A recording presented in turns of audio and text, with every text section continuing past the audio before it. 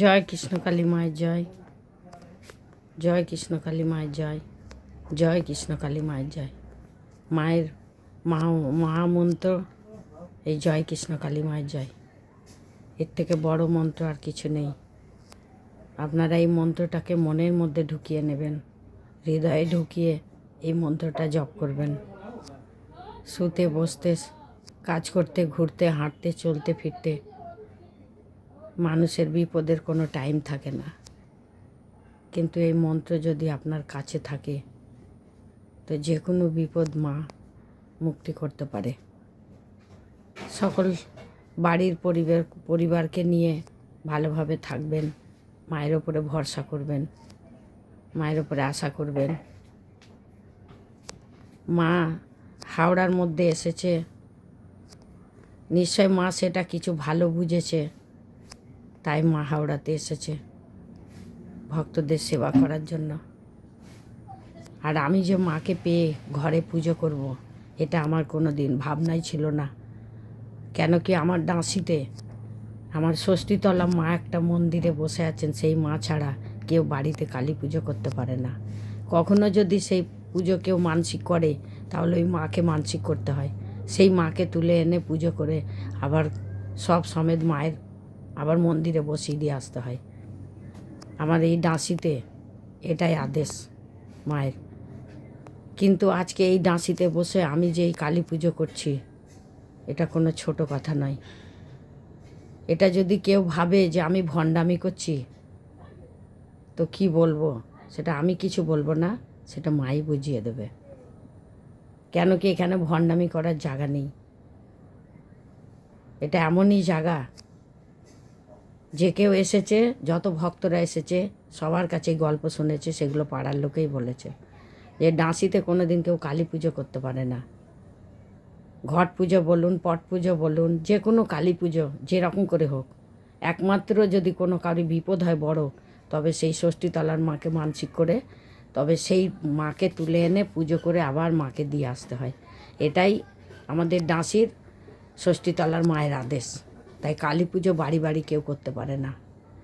যখন আমি ঠাকুর পেয়েছি তখন আমি সবাইকে বলতে গিয়ে আমাকে সবাই বলেছে যে তোমার গোষ্ঠী উজাড় হয়ে যাবে। কেন কি তারা জানতো যে কালী পুজো এখানে কেউ করতে পারে না।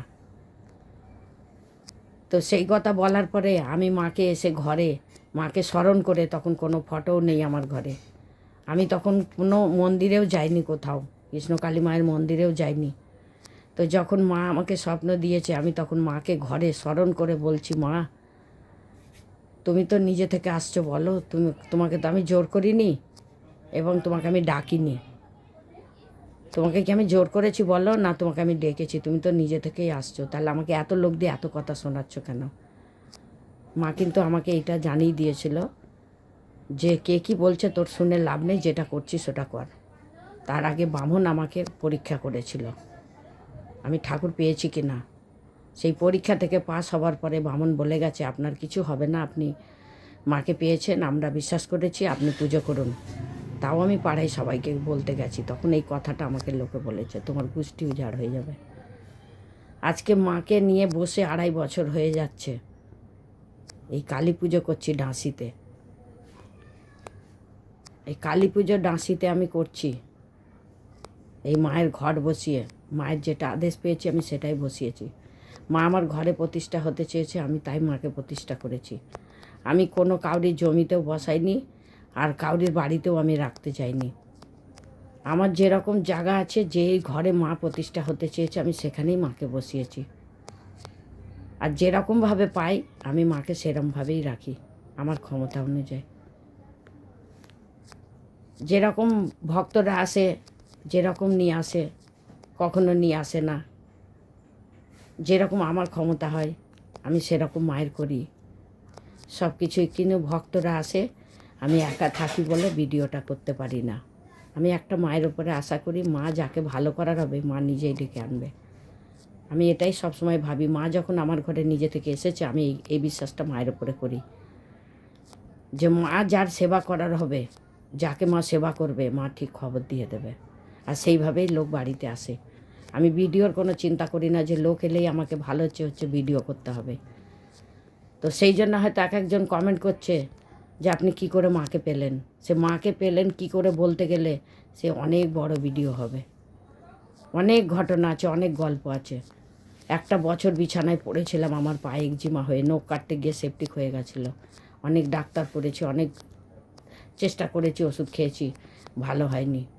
এই মঙ্গলামার যে ভিডিওটা মানে যে কৃষ্ণ কালীমাকে পেয়েছে তার ভিডিও ছেড়েছে, সেই ভিডিওটাকে আমি মোবাইলে দেখে মায়ের নাম জপ করতাম, জবা ফুল খেতাম। আর সেই করে আমি একটু সুস্থ হয়েছিলাম, একটু পা ফেলতাম, তখন আমি বর্ধমানে চলে গেছিলাম। কিন্তু মন্দিরে ভেতরে ঢুকতে পাইনি, আমার অসুখ ছিল। আমার স্বামী মারা গেছে 6 মাস বাদে আমি মাকে পেয়েছি। তো মা আমাকে অনেক রকমভাবে স্বপ্ন দিয়েছে। প্রথম স্বপ্ন দেয় আমার পায়ে ওষুধ লাগায়, তারপরে স্বপ্ন দেয় যে পটল আলুর তরকারি পরোটা খাওয়াতে কৌশিকী অমাবস্যার সময়। সব এরমভাবে স্বপ্ন দেয়। মা এসে ঘট বসাতে বলে ঘরে। একবার শুনিনি, জানি এখানে কালী পুজো হবে না, দ্বিতীয়বার আবার এসে রেগে রেগে বলে। তখন বামনকে বলতে বামন পরীক্ষা করলো যে আপনি মাকে পেয়ে দেখেছেন? তো 2বার দেখেছি, 2বার কাঁধ অবধি দেখেছি, মুখটা দেখিনি। তাই বলল যে আপনি মাকে দেখতে চান, মাকে বলুন যে আপনি কোন মা আছেন পুরোভাবে দেখা দাও, তবে সেই তোমার নামে ঘরটা বসাবো। সেইটা বলার জন্য আমার সামনে পুকুর আছে, পুকুরের সামনে একটা তাল গাছ। আমার ছেলের ঘরের একটা ছেলে আছে, সে 4 বছর বয়স, সে তাকে দিয়ে দেখছি মা সিঁদুর পরে ওই তাল গাছের গোড়ায় বসে আছে। আমি স্বপ্নতে তাকে দেখছি। আস্তে আস্তে মাকে বলেছিলাম, মা সঠিক করে আমাকে বোঝাও তুমি কোন মা আছো, তবে তো সেই মায়ের নামে ঘট বসাবো।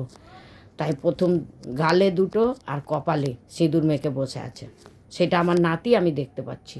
তারপরেই দেখি কৃষ্ণর ব্লু রঙের মুখ হয়ে গেল, চোখ মুখ সব ব্লু রঙের হয়ে গেল।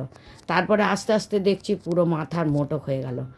তখন আমি বলছি যে কেন ঠাকুর সেজে ওখানে বসে আছে, ওর কি ভয় লাগে না পুকুর ধারে বসে আছে? তখন সকাল 6টা আমার ঘুম ভেঙে যায়। তখন বামনকে ডেকে খবর দিই যে এইরকম ব্যাপার, আমি স্বপ্ন দেখেছি। বলল আপনি মাকে পেয়েছেন, আমি বিশ্বাস করলাম, আপনি মাকে প্রতিষ্ঠা করুন, পাড়ার লোক যে যাই বলুক আপনার কিছু হবে না। 3 মাস ধরে আপনার বাড়িতে মা আপনার ঘরে প্রতিষ্ঠা হবে বলে ঘুরে বেড়াচ্ছে।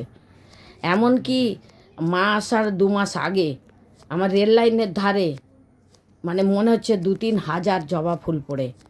সেটা পরে আমি যখন বাইরে বেরোয় পরে তখন ওই ঘটনাটা শুনতে পারলাম। সেগুলো আমার পাড়ার লোকই এসে বলল, এটা বাইরের লোক বলেনি, আমার পাড়ার লোক, এখনও পাড়াতেই তারা আছে। বলল ওই রকম জীবনে কোনো দিন রেল লাইনের ধারে ফুল পড়ে থাকতো না, আর সেবার পড়েছিল, তারপরে অটোমেটিক সে ফুল কোথায় হাফিস হয়ে যায়। এই কথাগুলো আমি কোনো ভিডিওতেই বলিনি। আমার প্রতিটা ভিডিও, সব কথাটা ভিডিওতে আমার মনে থাকে না বলার জন্য। আমি এই কথাটা শুনে অবাক হয়ে গেছিলাম। আমি বললাম আমাকে একবার কেউ ডেকে দেখালো না যে ফুলটা পড়েছিল? আমার নাতি দেখলো, আমি তার কথা বিশ্বাস করিনি। আমার পাশের বাড়ির লোক দেখলো, সেও বলেছে, আমি মানিনি। যে ভদ্রমহিলা একজনের কোমরে ঘা হয়েছিল, সে মায়ের জবা ফুল লাগিয়ে মায়ের পুজো মানসিক করে যে ভালো হয়ে গেছে, সে মহিলা যখন এসে বলছে ওর রেল লাইনের ধারে বাড়ি, তখন আমি কথাটা বিশ্বাস করেছি। আর ওরাও তখন বিশ্বাস করেছে যে এই মা আসবে বলে রাস্তাটা মানে পরিষ্কার করছিল মা, ওই জবা ফুল ফেলে মানে ওই আসবে ঠিক আমার বাড়ির সোজা সোজা। এইসব পাড়ার লোকই আমাকে বলেছে, এগুলো আমাকে অন্য লোক কেউ বলেনি, বাইরের লোক কেউ বলেনি, এসব পাড়ার লোক বলছে। তারা পাড়ার লোক অনেকজন ঘা ভালো হয়েছে, একজিমা ভালো হয়েছে, আমি নিজে ভালো হয়েছে, আমার দেখে তারা বিশ্বাস করে মায়ের জিনিস ব্যবহার করেছে, তাই তারা ভালো হয়েছে। আর যেটাই মাকে বলেছি সেটাই। মায়ের যখন বর্ধমানে মন্দির বন্ধ হয়, মাকে মানসিক করেছিলাম যে মা তোমার মন্দির যদি আবার খোলে, তুমি সবারই সেবা করো, তাহলে আমি দণ্ডি দেবো। আমি তাই দিয়ে এসেছি ওখানে। আমি যেটা যখন আমি চাই পাই। ক্যান্সারের রুগী 15 বছরের, সে তাকে বলেছি যে সে যদি ভালো হয়, অপারেশন করতে গেছে, যদি না অপারেশন হয়, সে ভালো হয়, তাহলে আমি তোমার নামে দণ্ডি দেবো। সেটাও ভালো হয়েছে, সে মায়ের দণ্ডি দিয়েছি। আমার বাড়িতে তো কত যে বিপদ ভালো হয়েছে, এগুলো বললে তো গল্প, আমি সেটা ভেবে আমি সব কথা বলতে চাই না। আমাদের বাড়িতে একজন সুগার হয়েছিল 350, সেইটা শুনে আমি মায়ের কাছে খুব কান্নাকাটি করেছিলাম। সেখানেও মায়ের কাছে মানসিক করেছি, সেই কেসটা এখনও চলছে। আমি বলেছি এই মাসের মধ্যে যদি সুগার ভালো হয়ে আর যদি ওষুধ বন্ধ হয়ে যায়, মা তোমাকে আমি রেল লাইনের ওপর দিয়ে দণ্ডি দেবো। এই ভালো হওয়া, যেটা ভালো হয়েছে সুগার, সেটা এই 2 মাস হয়ে গেছে, 2 মাস 3 মাসে পড়েছে, এখনও সে একটা ওষুধ খায় না, শুধু মায়ের একটা করে ফুল খেতে বলেছি। তো সেগুলোও ভালো হয়েছে, সেটাও পাড়ার লোকই জানে, সবাই জানে। এই ডন্ডিটা এখনও মানসিক করা আছে। আমি এখন এই বর্ষার জন্য আমার বাড়িতে কাদা জল হয়ে যায় বলে আমি এখন সলবে ভাড়া ঘরে এসেছি। সেই ভাড়া ঘরে আছি, এই বর্ষাটা কাটলে আমি মাকে নিয়ে গিয়ে তারপরে আমি ওই ডন্ডিটা দেবো, আপনারা এটাও দেখতে পাবেন। আর সেই আমি সলবে এসেছি। সলবে কোথায়? আগে তো আমাদের হাওড়া থেকে সলব আসতো, সলব বাজার থেকে মনসাতলা আমার বাড়ি, ডাঁসি মনসাতলায় চলে যেত আমার বাড়িতে। তো এখন সেখান থেকে আমি এখন সলবী স্কুলে ভাড়া এসেছি। সলবী স্কুল, বেলতলা ক্লাব। আর বললে কৃষ্ণ কালীমা, সলবে সবাই জানে, কৃষ্ণ কালীমা বললেই বাড়িতে নিয়ে আসবে। তো আপনারা যদি এগুলো বিশ্বাস করেন তাহলে মায়ের কাছে এসে দেখবেন এবং শুনবেন। আশেপাশের বাড়িতে আমি যে ভাড়া বাড়িতে এসেছি, কত লোক এসেছে সেটাও আপনি বাইরে থেকেই জানলে খবর পাবেন। সবার ভিডিও করিনি, অনেক তো ভিডিও এমনি করতেও দেয় না, বারণ করে। কে কোন মনে আসে জানি না, সবাই তো ভিডিও করার জন্য পছন্দ করে না, তাই করি না। একে আমি টাইম পাই না, ভক্তদের সেবা করি আমি একা ঘরে, আর তার উপরে অনেক লোকে এরকম বারণ করে। এটা অনেকেই জানে যে সবাই ভিডিও করতে দেয় না, তাই সবার করতে পারি না। তাই যে যে করে তার ভিডিও ছাড়া আছে। আমার ভিডিওটা যদি সার্চ করে জ্যোৎস্না কৃষ্ণকালী বললে আমার ভিডিও সব বেরোবে, সব কিছু বলা আছে। মানুষের অবিশ্বাসী করার কিছু নেই, বিশ্বাসটাই তো সব থেকে বড়। আপনারা এসে ভালো হচ্ছেন কি না সেটা দেখবেন, মন দিয়ে মাকে ডাকবেন। শুনতেই তো পাচ্ছেন, ঘরে বসে মাকে ডাকলে সব কিছু পেয়ে যাচ্ছে। তা আমি সেরকমভাবেই ঘরে বসে মাকে ডেকে পেয়েছি। এটা অবিশ্বাসী করার কিছু নেই যে আমি ঠাকুর পাইনি, ঠাকুর নিয়ে ভণ্ডামি করছি, হয়তো এইরকম অনেকে ভাবে। ভাবনা তো মানুষের অনেক কিছু হয়। তো যারা যারা এসেছে তারাও বুঝেছে, মা ঘরে যেখানে প্রতিষ্ঠা হতে চেয়েছে মাকে সেখানেই বসিয়েছি। খালি জল কাদার জন্য ভক্তরা ফোন করে, একটুখানি বলে মা যদি অন্য জায়গায় থাকতো আমরা যেতে পারতাম। সেটাই মায়ের কাছে অনেক কান্নাকাটি করেছি, মাকে অনেক মন দিয়ে বলেছি যে মা তোমার ঘট আমি তুলছি, যেন আমার কোনো বিপদ হয় না, মা তুমি সামলে নিও। তো মাকে হৃদয় দিয়ে বললে মা সব কথা শুনবে। যে কোনো কথা আপনি মাকে মন থেকে বলুন, আপনি সব পাবেন, চিন্তার কিচ্ছু নেই, সন্দেহর কিচ্ছু নেই। আমি আজকে ভিডিওটা এটা করলাম, বাড়িতে আমি যখন একা বসে থাকি তখন আমি একটু সময় পাই, আর ভক্তদের থাকলে তখন আমি সময়টা পাই না। আমি ভিডিও ঠিক করে করতেই পারি না, অনেক দিন ছাড়া ভিডিওটা করি। তা আপনারা যদি ভিডিও আমার দেখতে চান বলবেন জ্যোৎস্না কৃষ্ণকালী। আর আমার ফোন নাম্বার দিচ্ছি 9903910562। আপনারা প্রথম থেকে লাস্ট অবধি ভিডিওটা দেখলে আমার ফোন নাম্বারটা পেয়ে যাবেন, ফোন নাম্বারটা দেয়া আছে।